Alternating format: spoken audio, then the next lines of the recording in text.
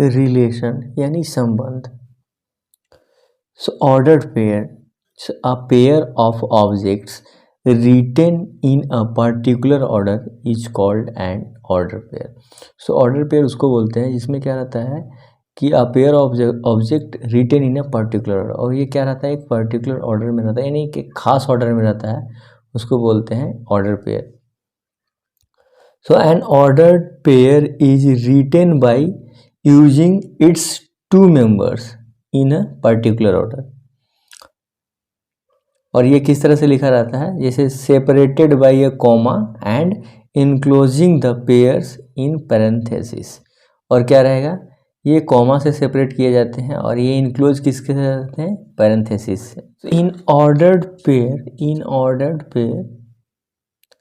A b, a is called the first component, जो कि ये क्या होगा फर्स्ट कंपोनेंट, और द फर्स्ट एलिमेंट और फर्स्ट मेंबर और द फर्स्ट कोऑर्डिनेट भी इसको बोल सकते हैं। And b is called second component और द सेकंड एलिमेंट और coordinate.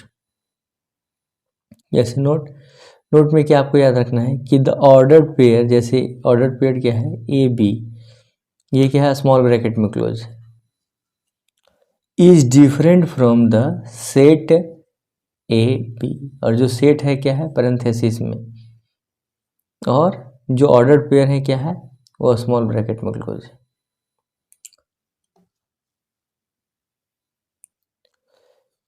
Equality of two ordered pairs, so how we can say that ordered pairs are equal or not?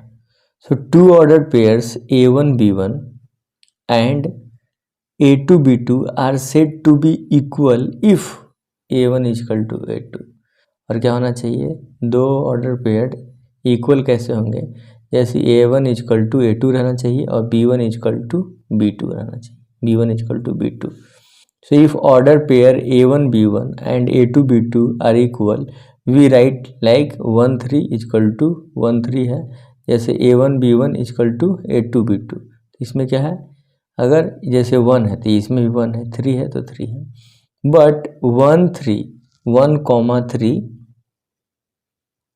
क्या होगा 1,3 not equal to 3 1 and 1,2 not equal to 1 3, क्योंकि आप दे सकते हैं यहाँ पे 1 है यहाँ 3 है, यहाँ पे 3 है तो 1 है। तो यह इस प्रकार a1 not equal to a2 और b1 not equal to b2। सो इस तरह से ये ऑर्डर पेयर नहीं है। Cartesian products of sets, so this is denoted by a cross b। जो कार्टेशियन प्रोडक्ट है उसको a क्रॉस b यानी a cross b। So first element of a and first element of b। तो इस तरह से कार्टेशियन प्रोडक्ट ऑफ सेट्स कैसे लिखते हैं, आइए एग्जांपल से आसानी से हम समझते हैं चीज़ों को। जैसे a इजकल टू 1 2 3, ये क्या है पैरेंथेसिस है, b इजकल टू 3 5 जो कि इसके मेंबर पैरेंथेसिस में क्लोज है। क्या है सेट a और सेट b है, तो ये a क्रॉस b निकालना हो तो कैसे निकालेंगे, जैसे 1 2 3 है, इसका एलिमेंट इसका है 3 5, तो फर्स्ट एलिमेंट और इसका भी फर्स्ट एलिमेंट यानी 1 और 3, फिर क्या करेंगे 1 और 5, इसका फर्स्ट एलिमेंट इसका सेकंड एलिमेंट 1 5। अब ये 2 है तो इसका फर्स्ट एलिमेंट ये 2 और इसका फर्स्ट एलिमेंट 2 3, फिर 2 5, फिर क्या करेंगे 3 3 और 3 5, तो 3 3 और 3 5। तो इस तरह से a क्रॉस b का ये वैल्यू हमारे पास आ गया। अब देखिए b क्रॉस a निकाल कर देखते हैं, a क्रॉस b पहले निकाला हम लोगों ने, b क्रॉस a क्या हो जाएगा, जैसे 3 5 है और क्रॉस 1 2 3 यानी 3 5 इंटू 1 2 3, तो इसका फर्स्ट एलिमेंट इसका फर्स्ट एलिमेंट, तो 3 1 3 3 2 और 3 3। इसके बाद क्या हो जाएगा 5 1 5 2 एंड 5 3। तो आप देख सकते हैं जो इसका एलिमेंट है a क्रॉस b का एलिमेंट और b क्रॉस a का एलिमेंट दोनों मैच नहीं कर रहा। तो इस तरह से क्या हो गया a cross b not equal to b cross a। इसका मतलब नोट में आप लिख सकते हैं कि जो कार्टेशियन प्रोडक्ट सिस्टम होता है, जो Cartesian product of sets is not commutative, और जो कार्टेशियन प्रोडक्ट ऑफ जो सेट होते हैं वो कॉम्यूटेटिव नहीं होते हैं।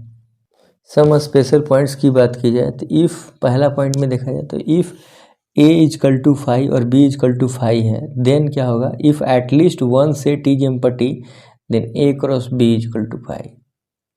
अगर कोई कम से कम एक एलिमेंट क्या है 5 है यानी वैकेंट है यानी एम्पटी है, तो क्या हो जाएगा a क्रॉस b का वैल्यू 5 हो जाएगा। लेकिन यहाँ पे क्या है, a भी 5 है और b भी 5 है, तो क्या हो जाएगा a cross b is equal to 5। Second में क्या है, a cross b not equal to 5, a cross b है जो नॉट इक्वल टू 5 है, इसका मतलब क्या होना चाहिए, ना a इक्वल टू 5 होना चाहिए और ना ही b, यानी b नॉट इक्वल टू 5 एंड a नॉट इक्वल टू 5। तो इस कंडीशन में क्या होगा, a cross b not equal to 5। अब क्या, a cross b is an infinite set if any of one is infinite set. अगर a क्रॉस b अगर इनफाइनाइट सेट है तो क्या होना चाहिए, कम से कम एक क्या होना चाहिए, इनफाइनाइट सेट होना चाहिए। a क्रॉस a है तो इसका क्या हो जाएगा, a स्क्वायर हो जाएगा।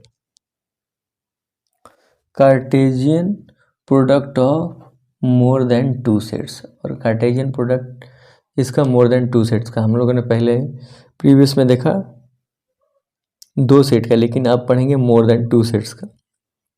जैसे a इजकल टू 1 2 है, b is equal to 4 5 and c is equal to 6 8, a cross b cross c। तो a क्रॉस तो क्या करेंगे, पहले 2 सेट का क्या निकालेंगे कार्टेशियन प्रोडक्ट, फिर थर्ड वाले को क्या करेंगे, या दूसरे तीसरे का क्या करते लिखते हैं कार्टेशियन प्रोडक्ट निकाले, तो फिर थर्ड वाले का बाकी दोनों से कर लेंगे, दोनों का जो कार्टेशियन प्रोडक्ट आएगा उससे। तो क्या है 1 2, और इसमें क्या करते हैं b और c का कार्टेशियन प्रोडक्ट निकालते हैं। जैसे तो क्या हो जाएगा 4 6 हो जाएगा 4 8, 4 6 4 8 5 6 और 5 8, ये इसका कार्टेशियन प्रोडक्ट निकल गया। आप फिर क्या करेंगे, a cross b cross c का जो आया उसका निकाल लेंगे। 1 4 6 1 4 8 1 5 6 और 1 5 8 हो गया। फिर 2 से 2 4 6 2 4 8 एंड 2 5 6 एंड 2 5 8। तो इस तरह से इसका कार्टेशियन प्रोडक्ट निकल गया। Number of element in Cartesian product, तो if a and b are two finite sets then n a cross b is equal to n a into n b, और फाइनाइट सेट होगा तो क्या हो जाएगा n a cross b is equal to n a into n b लिख सकते हैं। That is if a has m element and b has n element then a cross b has m into n element. So hence n a cross b is equal to n a into n भी हो जाएगा। तो इस तरह से ये representing the Cartesian product of two sets by arrow diagram. और arrow diagram से हम लोग कैसे रिप्रेजेंट करते हैं, जैसे a इजकल टू 1 2 3 है, b is equal to a b है, ये अगर a क्रॉस b अगर हम लोग निकालेंगे तो क्या निकालेंगे 1a 1b फिर 2a 2b 3a and 3b, यानी जो भी इसमें एलिमेंट्स हैं इसके क्या हो जाएंगे, ये इसके साथ आएंगे, जुड़े रहेंगे सभी साथ के साथ, यानी सभी एलिमेंट को ये b के सभी एलिमेंट के साथ लिखेंगे पेयर में, ऑर्डर पेयर हो जाएंगे।